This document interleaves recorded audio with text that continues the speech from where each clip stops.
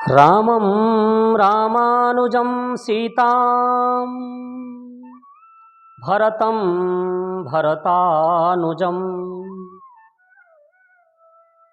सुग्रीवं वायुसूनं च प्रणमामि पुनः पुनः प्रणमामि पुनः।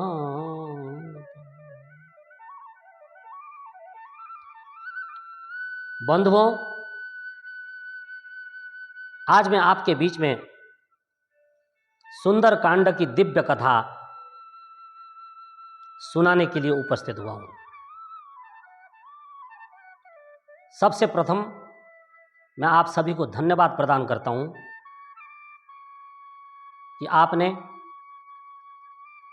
मेरा उत्साह, मेरा मनोबल बढ़ाया है।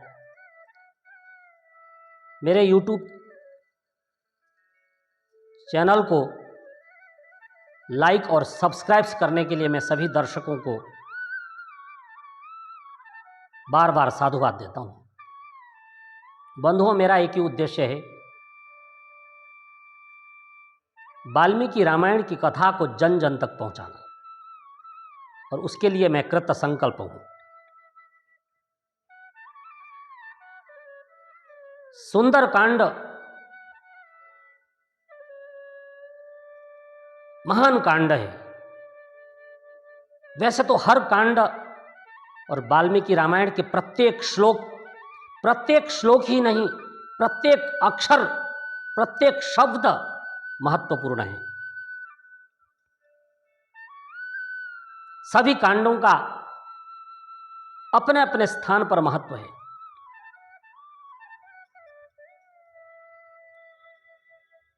परंतु जब हम सुंदर कांड की चर्चा करते हैं तो ऐसा लगता है कि साक्षात हनुमान जी हमारे सामने हैं और हम उनकी स्तुति कर रहे हैं। बंधुओं, सुंदर कांड का प्रारंभ जब सुग्रीव की आज्ञा से वानर सीता की खोज के लिए निकलते हैं,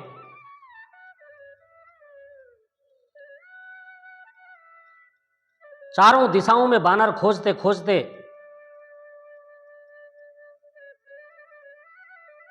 विंध्याचल पर्वत की उस गुफा के नीचे इकट्ठे होते हैं, जिस गुफा के भीतर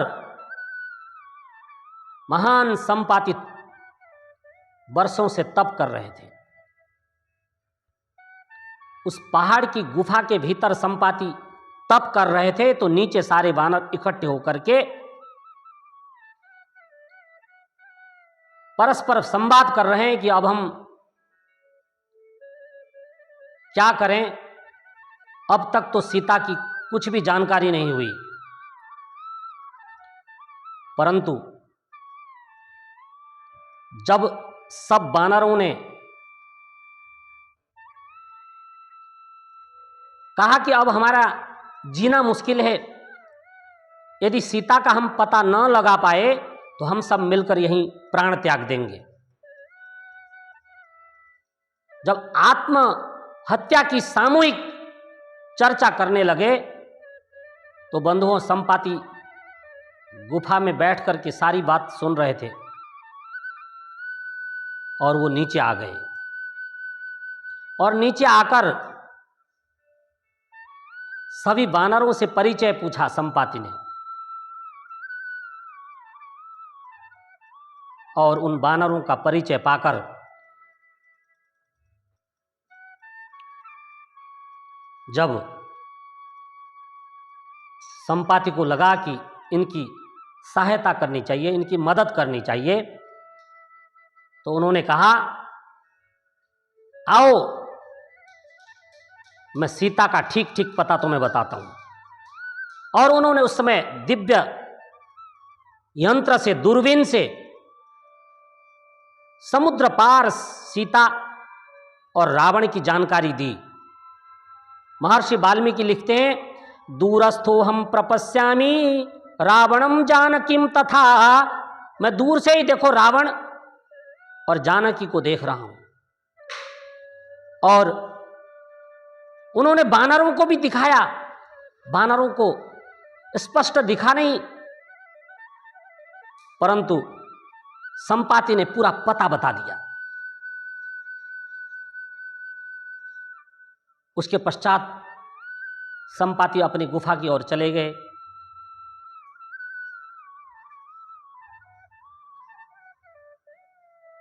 और फिर जब ये पता लगा कि अब सीता समुद्र पार है, इस विशाल समुद्र को कैसे पार किया जाए,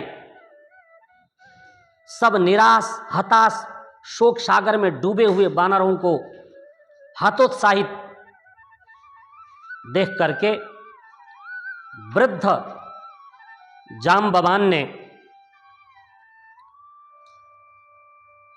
हनुमान की ओर इशारे करते हुए कहा। महर्षि वाल्मीकि लिखते हैं, वीर वानरलोकस्य सर्वशास्त्र विशारद तूष्णीम एकांतमाश्रित्य हनुमन किम न जल्पसी। वीर, सब शास्त्रों में निपुण, युद्ध में कुशल और समय के प्रभाव को जानने वाले, हे पवन पुत्र हनुमान किम न जल्पसी। अरे आप चुपचाप बैठे हो, आप क्यों नहीं बोल रहे हो? अरे आप में वो तेज है, वो शक्ति है, वो उत्साह है कि आप इस समुद्र को लंघन करके पार जाकर के सीता का पता लगा करके वापस आ सकते हो। बंधुओं, संत तुलसीदास जी ने लिखा है, जामवंत के बचन सुहाए और सुनी हनुमंत हृदय अति भाए। वृद्ध जामवंत के वचन सुन करके हनुमान को बहुत प्रसन्नता हुई और उन्होंने अपनी चेतना को जागृत किया और सभी वानरों को आश्वस्त किया कि मैं समुद्र पार जाकर के अवश्य सीता को ढूंढ करके सीता का पता लगा करके वापस आऊंगा। और बंधुओं, हनुमान ने वह कार्य किया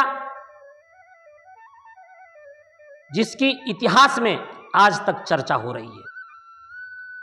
खोई हुई जानकी का पता लगाया और प्रभु श्री राम के द्वारा प्रदत्त राम नाम अंकित अंगूठी को प्रदान किया और सीता के द्वारा प्रदत्त चूड़ामणि को वापस ला करके श्री राम को सौंपा। बंधुओं, जब श्री राम का पता लगा करके हनुमान जी आए तो उस मधुवन का जो दिव्य उत्सव है, महर्षि वाल्मीकि ने बहुत विस्तृत चर्चा की है। और जब प्रभु श्री राम के पास आए सभी वानर, तो हनुमान जी का राम ने गले लगा करके धन्यवाद किया। यही तो सुंदरकांड की विशेषता है। जो प्रभु क्या कार्य करते हैं, प्रभु उनको अपने गले में लगाते हैं। इसलिए निस्वार्थ होकर के अपने प्रभु की आज्ञा का पालना करना ही सेवक का धर्म होता है।